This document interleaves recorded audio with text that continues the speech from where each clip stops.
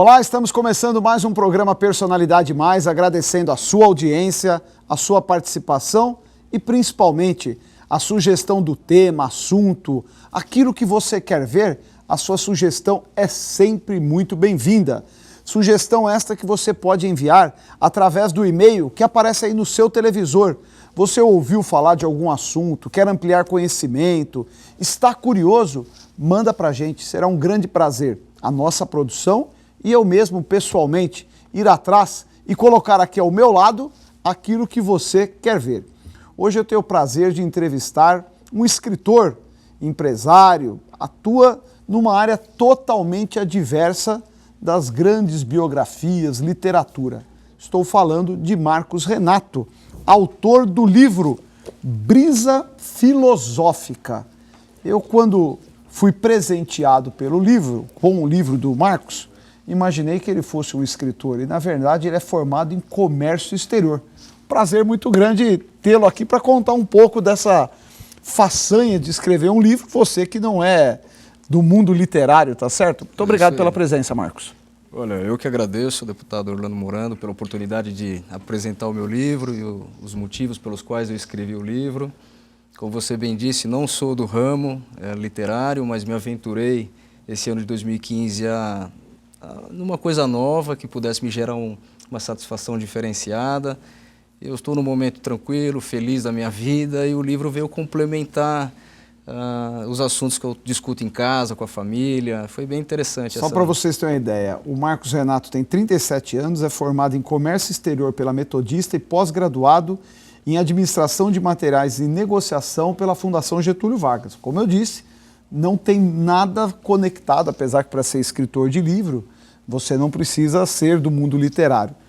Mas você atua no setor empresarial, você não atua, não vive disso. Você é executivo de uma empresa, aliás, uma grande empresa, Pertec, né? Pertec do Brasil, Pertec, em São Bernardo. São Bernardo do Campo. Uhum. E aí é onde eu vou chegar, da onde veio a inspiração e a vontade para escrever um livro? Pois é, como você menciona, minha formação é toda executiva do lado de negócios, sou formado em comércio exterior, tenho 3 pós-graduações, um deles é o MBA em Supply Chain. Minha carreira teve um rumo muito rápido, uma ascensão profissional importante dentro da Pertec. E a vida empresarial, ela nos desgasta muito, ela exige muito da nossa vida, é uma constante luta por resultados e melhorias para você gerar um negócio. E aí eu precisava de uma válvula de escape. E eu fui encontrar na escrita, nas poesias, nos assuntos que eu discutia dentro da minha casa com a minha filha, uma inspiração para escrever. E graças a Deus foi um projeto de sucesso. Quantos anos para escrever? Demorei menos de um ano. Menos de um ano? Foi em março do ano passado, a gente começou a discutir a possibilidade de escrever. Aí ela vinha com uma demanda para discutir sexo, bullying, drogas, política, todos esses assuntos misturados dentro de casa, a gente conversava e eu colocava no papel. Algumas coisas em crônicas, outras em poesias, e saiu o livro. Bastante satisfatório. Era uma imposição para você mesmo? Todos os dias você tinha um período que você dedicava ou não? Quando estava inspirado, sentava no computador, começava a escrever? Não, todos os dias eu dedicava, chegava do trabalho e tal, antes de dormir escrevia um pouco. Eu estou perguntando, porque como você foge da regra de um escritor convencional, queria saber, aliás, não é uma obra pequena, um livro de 200 páginas. 200 páginas, né? Muita gente escreve livro, não importa, até porque o conteúdo não dá pelo volume de páginas, mas pela qualidade do que está escrito. Mas é um livro de 200 páginas. Todos os dias você se dedicava a escrever um pouco? Não, era quando surgia determinados assuntos, quando eu estava mais ou menos inspirado, e aí eu ia para o computador. A gente discutia algum assunto, e são assuntos sempre preocupantes para quem é pai. Assuntos como sexo, como adolescente, drogas, própria política, da forma como está sendo conduzida no país. Então todo mundo vê muitas coisas na televisão e os filhos procuram... A inspiração, então, foi dessa relação com a filha? Foi justamente com a relação da minha filha. A quantidade de dúvidas dela te motivou? Falou, pera um pouquinho, se a dúvida é dela, é dúvida de outros, de pais que trabalham comigo, de pais que eu conheço. Justamente. Vou escrever um livro. O objetivo maior do livro era tentar colocar em palavras escritas, de uma forma bem leve, jovial, de uma forma transada, para que quem é da idade da minha filha possa ter acesso a esses assuntos e debater os assuntos. Eu não tomo postura, nem apologia. E nem impõe opiniões? Nenhuma opinião para nenhum desses assuntos, quais são assuntos polêmicos, que estão cada vez mais presentes dentro das casas das pessoas, que precisam de um diálogo. A gente não pode negar que existe uma sexualidade mais aflorada, que as drogas estão mais presentes em todos os locais, que existe uma questão de corrupção, honestidade, caráter, que precisa ser novamente rediscutida dentro da família. Então todos esses assuntos foram trazendo números e informações para a gente gerar o livro. Podemos qualificar um livro como de autoajuda? Pode ser de autoajuda, pode ser um livro muito leve, você lê numa viagem, porque ele não tem começo, meio e fim. Você pode começar a ler algumas histórias, depois vai para umas poesias, você termina uma, começa outra. Então é um livro bem leve, de assuntos que tenho certeza que tem interesse tanto para qualquer pessoa do seu lado íntimo, como para um debate em grupo, em escolas. Não é um livro dedicado apenas a um pai de uma garota de 15 anos. Aliás, como chama a sua filha, né? Nós Luana. estamos aqui mencionando ela o tempo inteiro. Aproveitar e mandar um beijo para a Luana, que é inspiradora do livro, né? Da obra do Marcos Renato. Aí. Beijo para minha filha. Aproveita e já manda um beijo para ela, você também.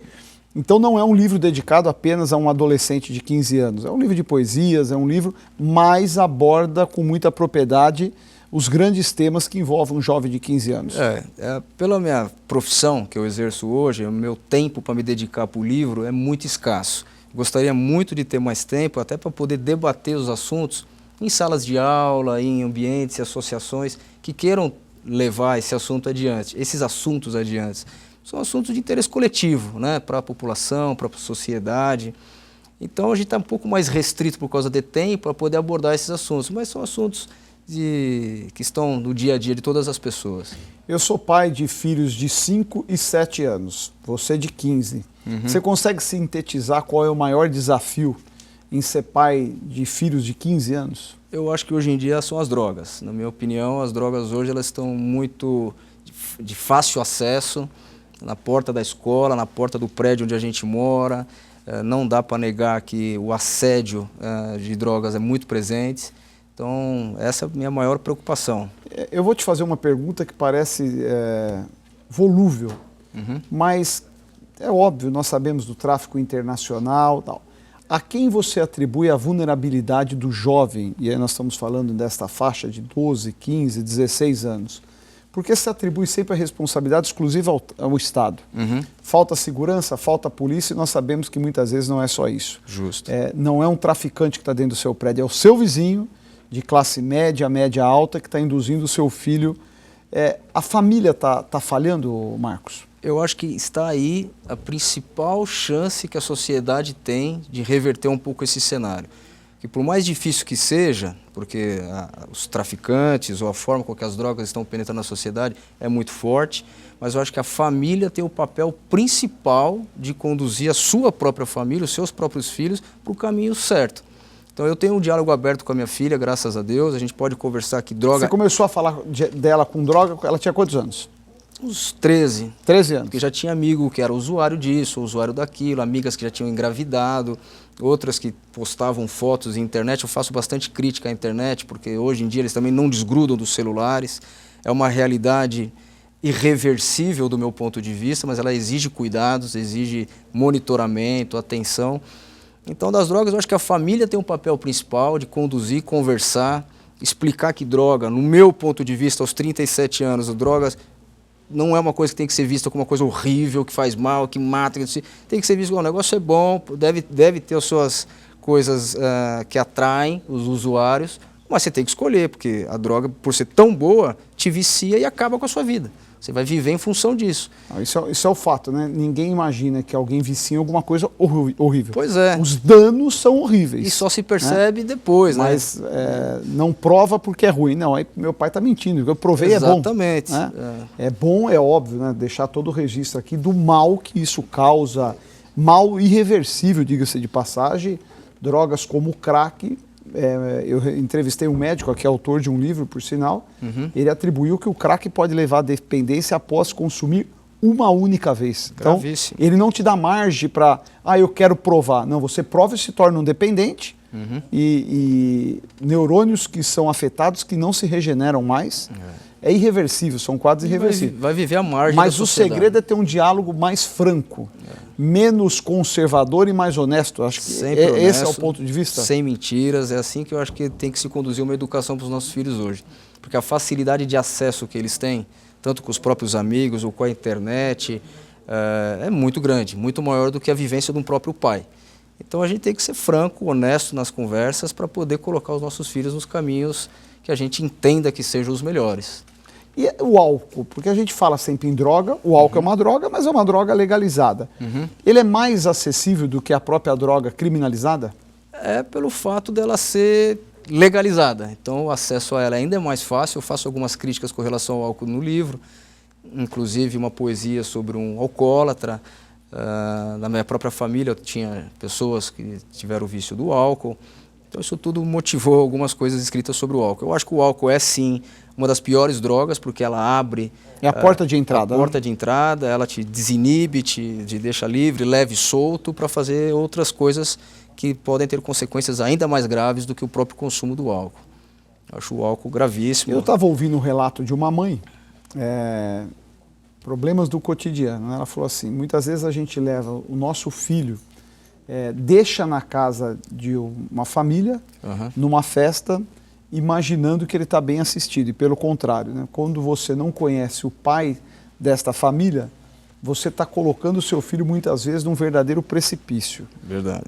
Não vou expor, mas fato concreto, ela falou, eu levei minha filha num apartamento, era um aniversário, e depois fiquei sabendo que teve boletim de ocorrência, porque os pais estavam em casa, mas os menores beberam absurdamente, alguns se drogaram nas áreas comuns do prédio.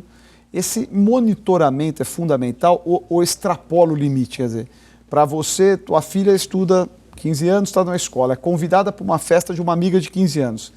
É quase que uma obrigação conhecer os pais de quem ela está indo nessa festa? Eu acho que sim, eu procuro fazer isso, porque uma vez que você acompanha de perto, não precisa ser careta, não precisa ser retrógrado nas suas observações enquanto pai, mas você tem que acompanhar, tem que estar junto, porque quem às vezes parece que tem uma situação mais confortável do que a sua, uma forma de conduzir a família do jeito mais correto, na hora que você vê tem desvios. Então, todas as famílias têm os seus defeitos, todas as famílias são conduzidas de formas diferentes, com criações e valores diferentes, e a gente tem que colocar dentro da nossa casa o que nós julgamos ser o mais correto. Então, eu tenho uma formação, meus pais sempre incentivaram muito os estudos, e é isso que eu incentivo para minha filha. Eu não gostaria que ela se desviasse, apesar que eu quero que ela tenha as experiências dela para que ela possa decidir por si só quais são os caminhos que ela vai achar os melhores para a vida dela, mas embasadas numa educação que ela teve por mim, pela mãe dela, pela nossa família. Muito bem.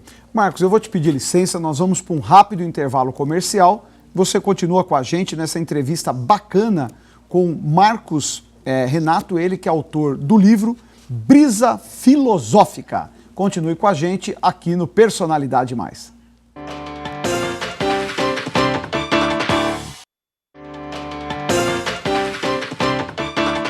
Estamos de volta com o programa Personalidade Mais, que recebe hoje o autor e ao mesmo tempo empresário, ele que não é escritor de livro por profissão, Marcos Renato, que escreveu aqui esta belíssima obra, Brisa Filosófica. Primeiro bloco, nós tivemos a oportunidade de trazer um pouco do conteúdo, ele que se inspirou pelas dificuldades, pelas curiosidades da sua filha, que tem 15 anos de idade, mas é um livro de poesia, um livro que serve a todos e, ao mesmo tempo, um livro de autoajuda. Antes que eu tome uma bronca do telespectador, quais as livrarias que já está o Brisa Filosófica? É natural, né?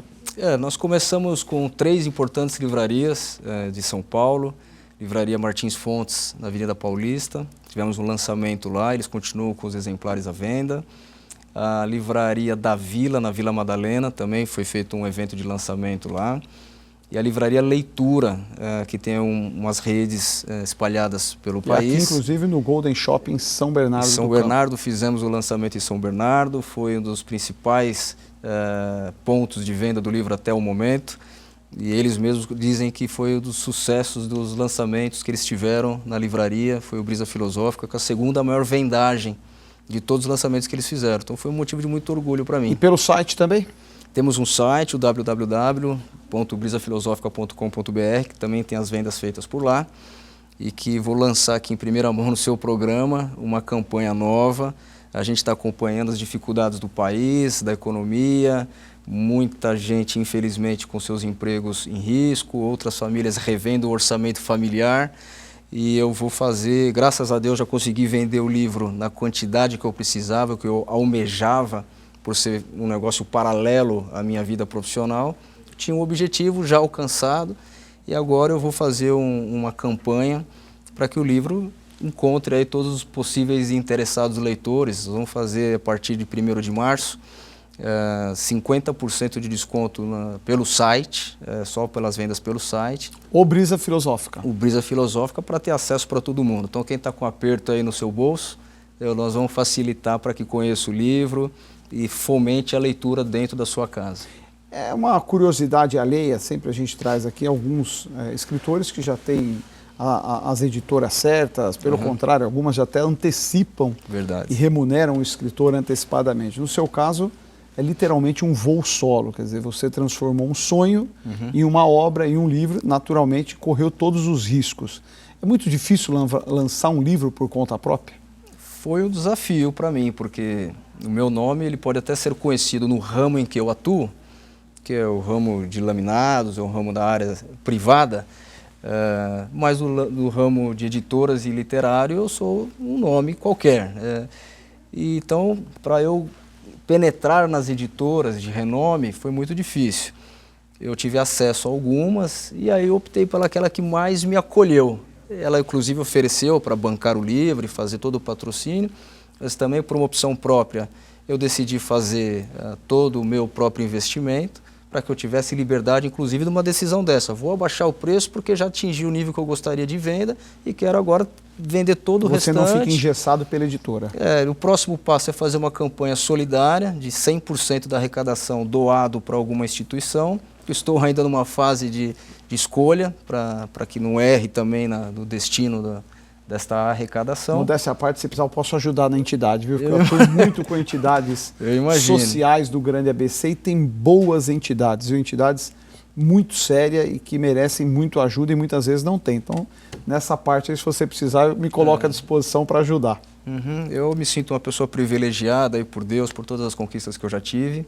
Então a ideia é essa daí, colocar o meu livro para ajudar. Quando os colegas da empresa descobriram que você estava lançando um livro, qual foi a reação?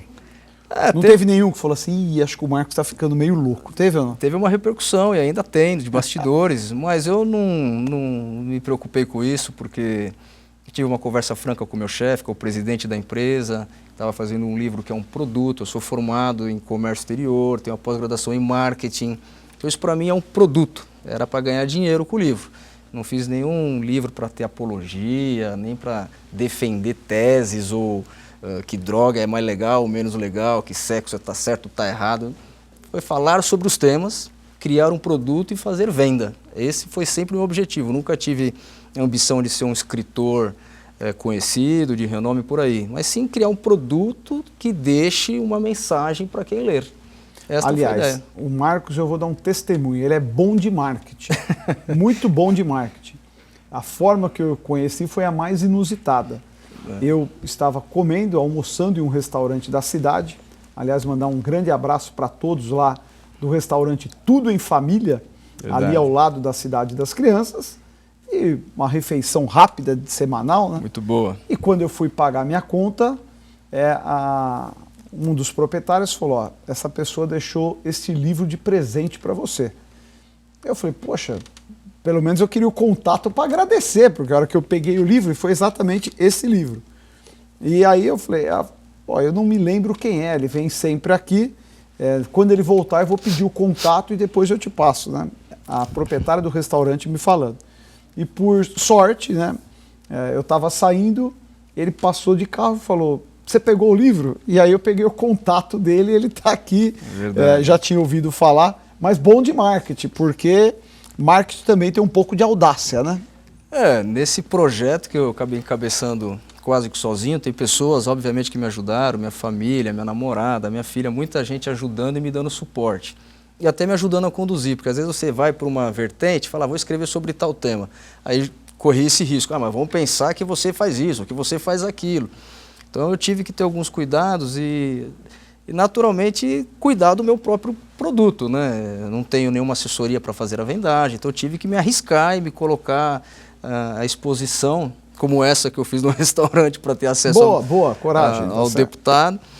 Ainda no conteúdo pragmático aqui do Brisa Filosófico, nós falamos aí da forma um pouco como você aborda a questão das drogas, do álcool. Como é a questão da introdução à sexualidade para um adolescente, que é principalmente você, que é homem, tem uma filha mulher, já tem um tabu por estigma de tratar do assunto. Verdade.